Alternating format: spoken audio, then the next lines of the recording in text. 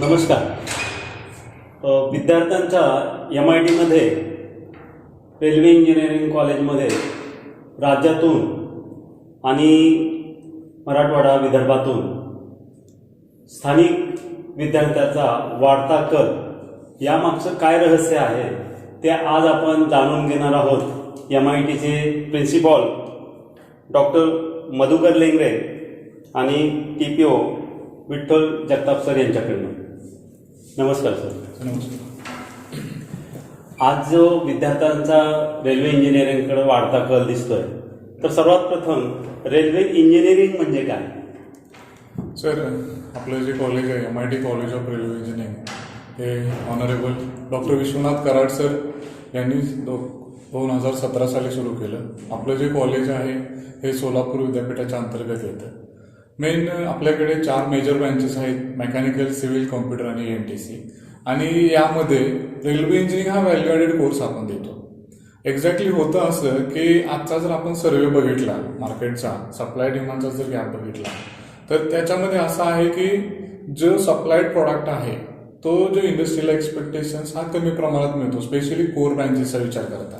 किंवा railway engineering हा sector बघितला तर जेव्हा आपण मेकॅनिकल इंजिनियर किंवा सिव्हिल इंजिनियर जनरल त्यांना देण्याचा प्रयत्न करू तर तो मिळणारा इंजिनियर हा कोर मिळतो, ऍप्लिकेशन ओरिएंटेड नाही मिळत. आणि तोच मेन धागा पकडत डॉक्टर विश्वनाथ कराड सरांनी आपलं MIT कॉलेज ऑफ रेल्वे इंजिनिअरिंगची स्थापना केली.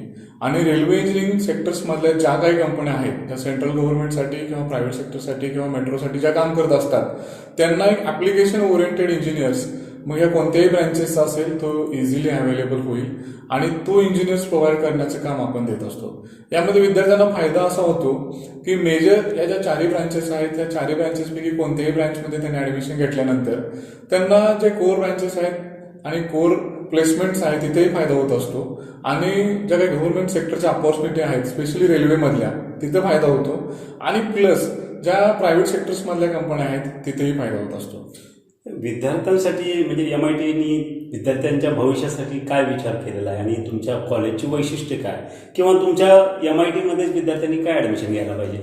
मोस्टली आपलं जे MIT ग्रुप आहे हा महाराष्ट्रातील पहिलं प्रायव्हेट इंजिनिअरिंग कॉलेज MIT ग्रुपने सुरू केलं होतं 1983 साली.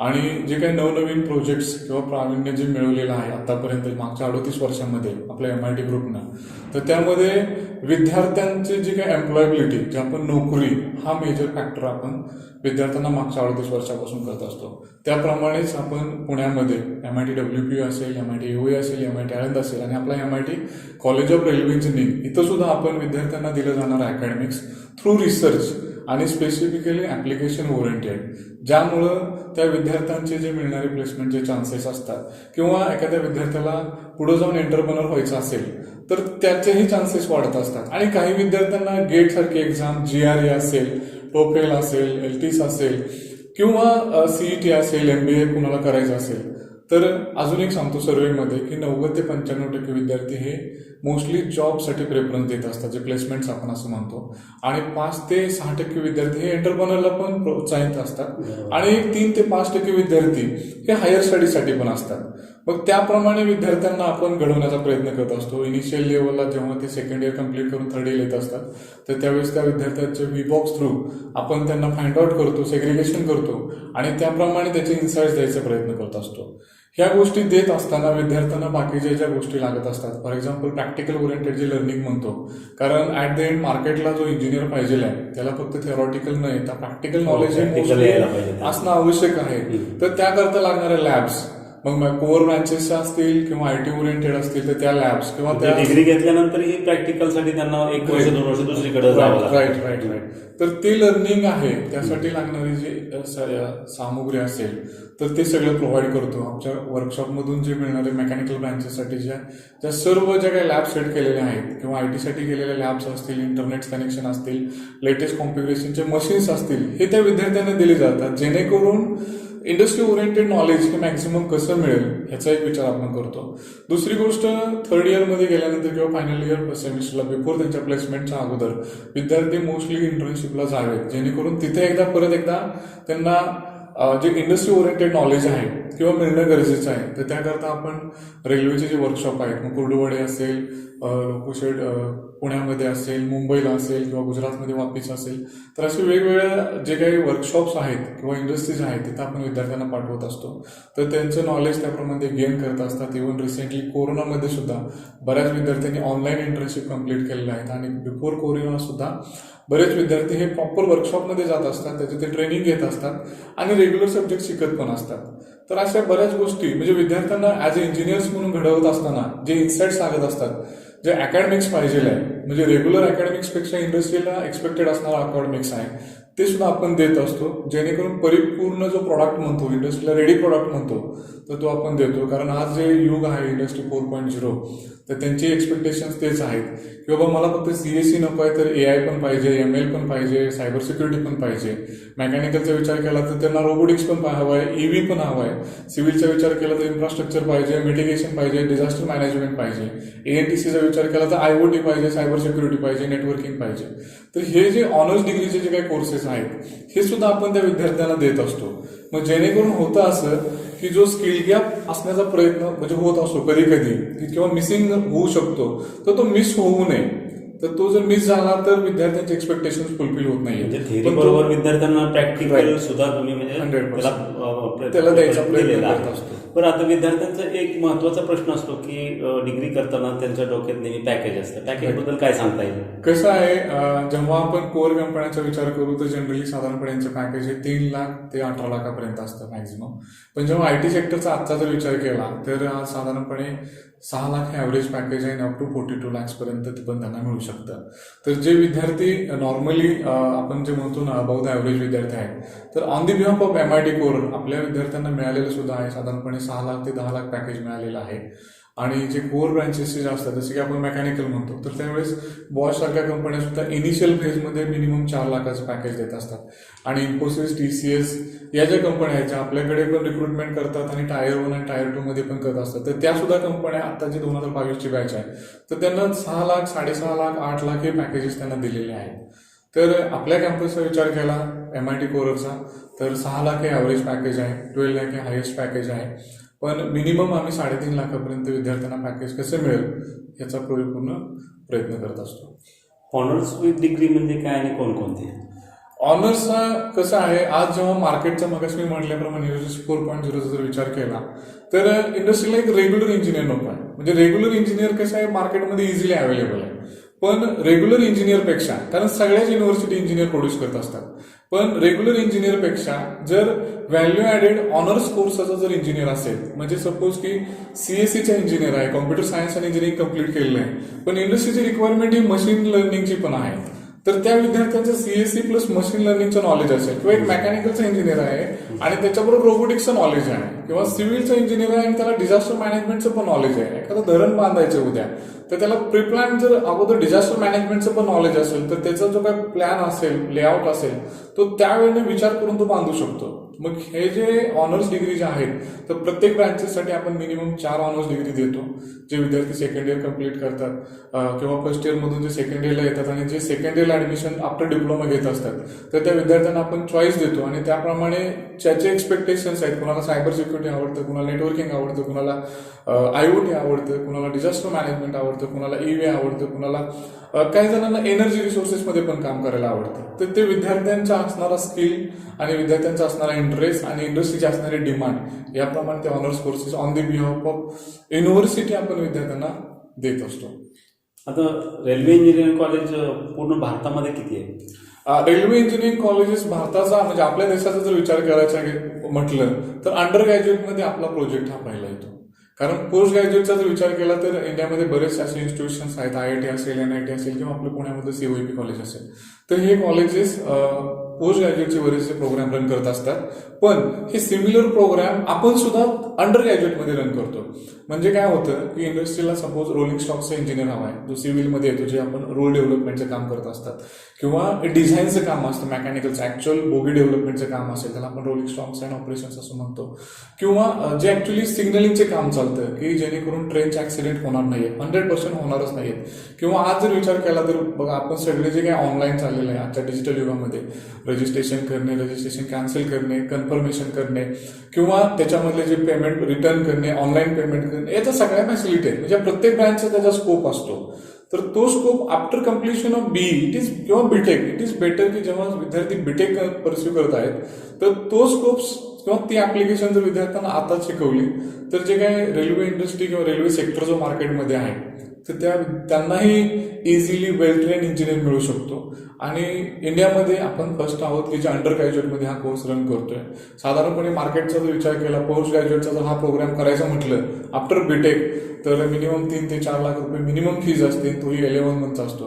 पण आपण हा जो कोर्स आहे एकदम मिनिमल फीजमध्ये, फक्त 5,000 मध्ये विद्यार्थी रॅम शिकतात, रोलिंग स्टॉक्स अँड ऑपरेशन शिकतात, परमनंट वे शिकतात, रोलिंग स्टॉक शिकतात, म्हणजे सॉफ्टवेअर टेक्नॉलॉजीज इन सीएससी मध्ये शिकतात, signalling and communication he ENTC मध्ये शिकत असतात. या कॉलेजला मान्यता कोण? आपलं कॉलेज जे आहे MIT college of railway engineering, हे जे ऑफिशियली पुण्यश्लोक अहिल्यादेवी होळकर सोलापूर विद्यापीठ सोलापूरशी असोसिएट आहे. त्याचबरोबर CET cell Maharashtra, DT Maharashtra आणि AICTE इंडिया. तर अशा ज्या गव्हर्नमेंटच्या सगळ्या सेंट्रल गव्हर्नमेंट आणि स्टेट गव्हर्नमेंट्स आणि आपलं विद्यापीठ याच्याशी संलग्नित आहे. विद्यार्थ्यांसाठी काय सेवा सुविधा, म्हणजे कॉलेजची काय?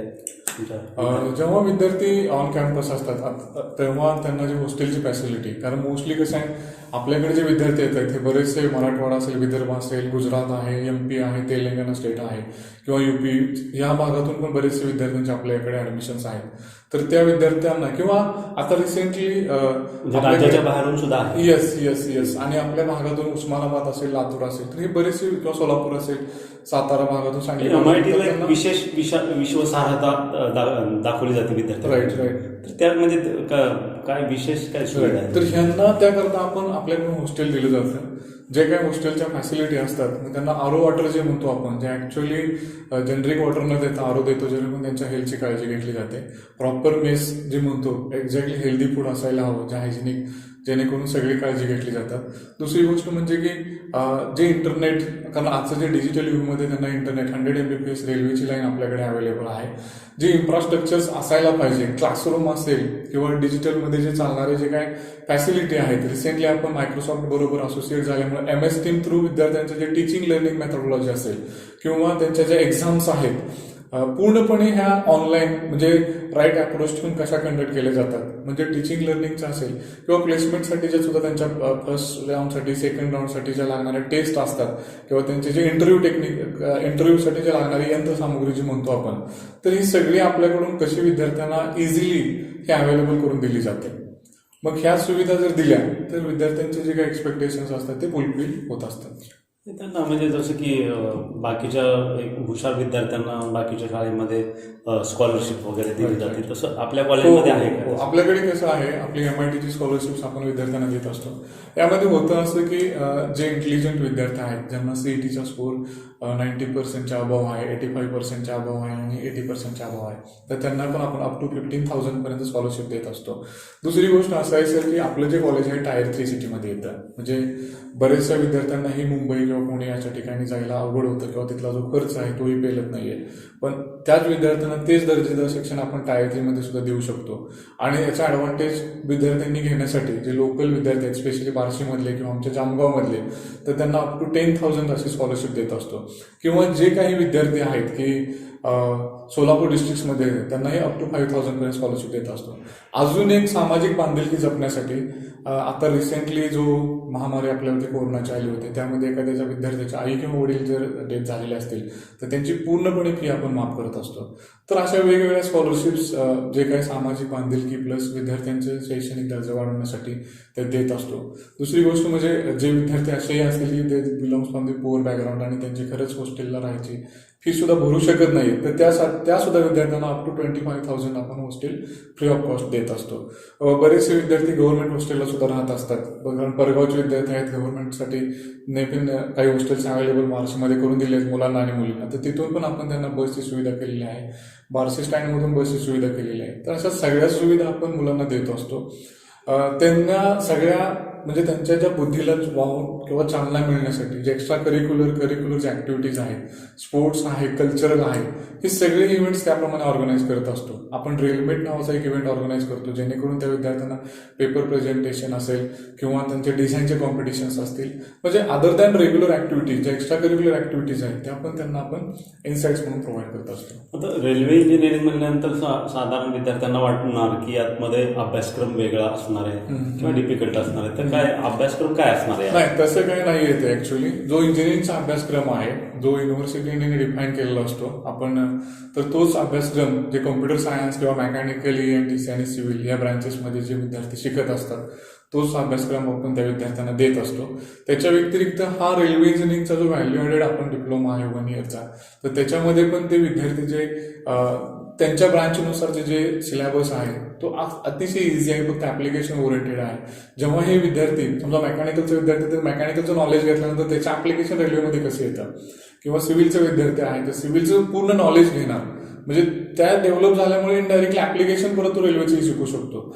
तर एवढा काही डिफिकल्ट असा सिलेबस नाही. आणि आपली जी पिढी आहे जी अपकमिंग जे डिजिटल मधली आहे, तर त्यांच्याकडे आता सध्या मोबाईल आहे, लॅपटॉप आहे, कॉम्प्युटर आहे. आपण पण 24 आवर्स आपल्या पण लॅब्स अवेलेबल करून देत असतो. सेंट्रल लॅब आहे, सेंट्रल लायब्ररी अवेलेबल करून दिली आहे. मग त्यामुळे ह्या ज्या गोष्टी त्यांना लर्निंगसाठी ज्या लागत असतात, किंवा वी आर असोसिएटेड विथ इडुरेका असेल, कोर्सेरा असेल, NPTEL असेल, ह्या सगळ्यांशी आपली पण असोसिएशन आहे. त्यामुळे विद्यार्थी इझिली 1 क्लिक या सगळ्या गोष्टी शिकू शकतात. प्रॅक्टिकल हा विद्यार्थ्यांचा आवडीचा विषय आहे, प्रॅक्टिकलला पण महत्व असेल. हो, 100%. पण पुढील 5 वर्षाचं विजन काय आहे कॉलेजचं? अपकमिंग जे आपलं इयर्स असतील, म्हणजे फ्युचर प्लॅन्समध्ये मोस्टली आपलं RRCचं काम चालू आहे, रेल्वे रिसर्च सेंटरचं काम हे चालू आहे, जेणेकरून ऍप्लिकेशन ओरिएंटेड जे काही प्रोग्राम्स आहेत रेल्वेमध्ये जे ऍप्लिकेशन्स चालत असतील तर त्याच्यावरती जो रिसर्च आहे, जेणेकरून आम्ही सेंट्रल गव्हर्नमेंट असेल किंवा मेट्रोचे किंवा जे काही प्रोजेक्ट्स आता अपकमिंग आहेत त्यामध्ये आम्ही सपोर्ट करण्याचा प्रयत्न करू. त्यांच्या असोसिएट होऊन जे काही प्रोजेक्ट्स होत असतील तेही करू. वेल ट्रेंड जो इंजिनियर आहे, जो रेग्युलर कंपन्यांना लागतो, तर त्याही कंपन्यांना एक्सपेक्टेड इंजिनियर प्रोड्यूस करण्याचा आमचा तो मानस आहे. आणि त्याचबरोबर जे एक्सपेक्टेशन्स असतात इंडस्ट्री रिलेटेड असतील, स्टेक होल्डरचे जे म्हणजे फॉर एक्झाम्पल स्टुडंट्स असतील, पॅरेंट्स असतील, तर ते 100% कसे फुलफिल होतील. किंवा आपले जर बार्शी तालुक्याचा स्पेशली विचार केला तर आसपास भूम आहे, वाशी आहे, उस्मानाबाद आहे, लातूर आहे, सोलापूर डिस्ट्रिक्ट्स आहे, तर यामध्ये बरेच असे सोशल प्रॉब्लेम्स असतात की जे प्रॉब्लेम्स इंजिनिअरिंगच्या सोल्युशन थ्रू सॉर्ट आउट होण्याची शक्यता असते. आणि तसे आमच्याकडे विद्यार्थी आहेत, फॅकल्टी आहेत, वेल कल्चर्ड आहेत, आणि त्यांचं जे रिसर्चचा जो इंडेक्स आहे तो त्या लेवलचा आहे. मग जेणेकरून ते जे प्रॉब्लेम्स आहेत ते आमच्याकडून सॉर्ट आउट कसे होतील आणि त्या सोसायटीला त्याचा बेनिफिट्स आपल्याकडून कसा होईल. फक्त इंडस्ट्रीलाच बेनिफिट्स आपण करणारच आहोत, पण आपण जिथे राहतो, खातो, पितो, तर अशा सगळ्या सोसायटीमध्ये त्यांना आपल्याकडून कशा मॅक्झिमम सुविधा on the behalf of MIT कॉलेजचे फॅकल्टीज असतील, स्टुडंट्स असतील, त्यांचे प्रॉब्लेम्स कसे सॉर्ट आउट केले जातील, तर तोही आमचा अपकमिंग विषय. सगळ्यात महत्त्वाचा प्रश्न म्हणजे या कॉलेजमध्ये म्हणजे आता काही ठिकाणी ऍडमिशन घेताना विद्यार्थ्यांना म्हणजे थोडंसं अडचणी निर्माण होतात. तर आपली ऍडमिशन प्रोसेस किंवा त्याची पात्रता, आणि समजा विद्यार्थ्यांना ऍडमिशन घ्यायचं तर त्यांनी कुणाला कॉन्टॅक्ट करावं? ज्यावेळेस कसं आहे, ज्यावेळेस फर्स्ट इयर आणि सेकंड इयरचं ऍडमिशन ऑलरेडी प्रोसेस सुरू होत असते, तर त्यामध्ये रजिस्ट्रेशन, कॅप 1, कॅप 2 आणि फायनल राऊंड अशा प्रोसेसेस असतात. तर विद्यार्थ्यांनी ज्यांनी रजिस्ट्रेशन केलेलं आहे, ज्या विद्यार्थ्यांना 45% जास्त मार्क्स आहेत आणि 40% ओपन आणि अदर कॅटेगरीचा, तर त्यांनी कॅप राऊंडचा फॉर्म 29 तारखेपासून सुरू होत आहे, तो त्यांनी तो फॉर्म भरणं गरजेचं आहे. आणि DSYचा पण 28 तारखेपासून सुरू होतो. जे विद्यार्थ्यांनी डिप्लोमा केलेला आहे तर तेही विद्यार्थी आपल्या कॉलेजेसला कोणत्याही ब्रांचेससाठी ऍडमिशन घेण्यासाठी इलिजिबल असतात. आणि त्या विद्यार्थ्यांना जरी सपोज काही क्वेरीज आल्या तर डायरेक्टली ते कॅम्पसमध्ये येऊ शकतात. आमच्याकडे स्कुटनी सेंटर्स आपल्याकडे अवेलेबल आहे, जेणेकरून त्याची फॅसिलिटी त्या विद्यार्थ्यांना मिळत असते. ऑप्शन फॉर्म भरायचा असेल, मग फर्स्ट राऊंडचा असो किंवा सेकंड राऊंडचा असो, किंवा त्यांच्या ज्या प्रोसेस रिलेटेड जे एक्सपेक्टेशन्स आहेत, तर तेही त्यांनी डायरेक्टली आमच्याकडे यावं. आमचा जो फोन नंबर आहे तो 9422236455 हा आहे. डायरेक्टली जरी कॉन्टॅक्ट केला तर त्यावरती पण आपण इन्फॉर्मेशन त्यांना शेअर करत असतो. info.mitcore@mitpune.edu.in हा ईमेल आयडी आहे. त्यावरती पण विद्यार्थ्यांनी जरी काही त्यांच्या क्वेरी शेअर केल्या तरी त्यांना ॲज सुन ॲज पॉसिबल काही आमच्याकडून अटी शर्ती आहेत का ऍडमिशनच्या? नाही, असं काय नाही. जे विद्यार्थी 12वीमध्ये त्यांचे जे काही मार्क्स आमचे PCMचे आहेत, कारण फिजिक्स केमिस्ट्री मॅथमॅटिक्स जी CETची एक्झाम आहे ती देणं बंधनकारक आहे, किंवा जर ती एक्झाम दिलेली नसेल तर CETची एक्झाम पण देणं बंधनकारक आहे. कधी कधी असं होतं की फॉर्म भरताना विद्यार्थ्याकडून किंवा पालकांकडून चुका होतात आणि त्यांना जे एक्सपेक्टेड कॉलेज आहे ते मिळत नाही, आणि मग त्यांना त्यांचे प्रॉब्लेम्स होण्याची शक्यता असते. तर त्याही विद्यार्थ्यांनी आमच्याशी संपर्क साधला तर आम्ही त्यांना सेकंड किंवा थर्ड राऊंडमध्ये ॲडमिशन कसं मिळून किंवा मिळेल यासाठी आपण त्यांना सपोर्ट करूया. नंबर परत एकदा सांगितलं तर बरं होईल. आपला जो विद्यार्थ्यांनी नंबर कसं आहे आणि तर कुठं contact विद्यार्थ्यांनी करायला? डायरेक्टली 9422236455 या नंबरवरती कॉन्टॅक्ट करावा, किंवा info.mitcore@mitcore@mitpune.edu.in किंवा ॲडमिशन्स admissions@mitcore.edu.in याच्यावरती जरी मेल लिहिला तरीही तुम्हाला रिप्लाय मिळेल. किंवा आपली mitcore.edu.in ही आपली वेबसाईट आहे. गुगलमध्ये सर्च केलं MIT कोरर तरीही चालेल.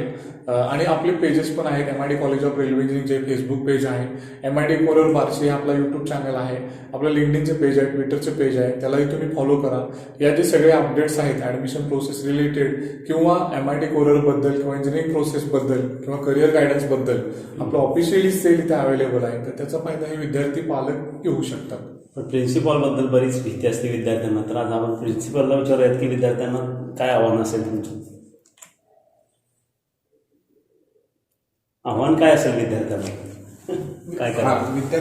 विद्यार्थ्यांनी कधी भेटताना प्रिन्सिपल असो, HOD असतील, ट्रेनिंग प्लेसमेंट ऑफिसर असेल, विद्यार्थी आहात म्हणून आम्ही आहोत, तर विद्यार्थ्यांनी कधीही कुणालाही भेटावं आणि आपली शंका दूर होत नाही, समाधान होत नाही तोपर्यंत त्याचा पिछाट करावा. माझं पहिलं प्राधान्य विद्यार्थ्यांच्या ज्या सूचना असतील त्या इम्प्लिमेंट करणं आहे. त्यांनी लायब्ररी वापरावी, सर्व सुविधा वापराव्यात, आणि विद्यार्थ्यांची सूचना आमच्या अध्यक्षा स्वाती कराड मॅडम ही कायम सोडवत असतात. त्यामुळे मला आनंदच आहे. कोणत्याही अडचणीसाठी विद्यार्थ्यांनी कधीही भेटावं. विद्यार्थ्याच्या मागणीनुसार आज आपण रेल्वे इंजिनिअरिंग कॉलेजमध्ये येऊन आपण विद्यार्थ्यासाठी खूप चांगली माहिती आपल्याला या कॉलेजचे प्रिन्सिपॉल डॉक्टर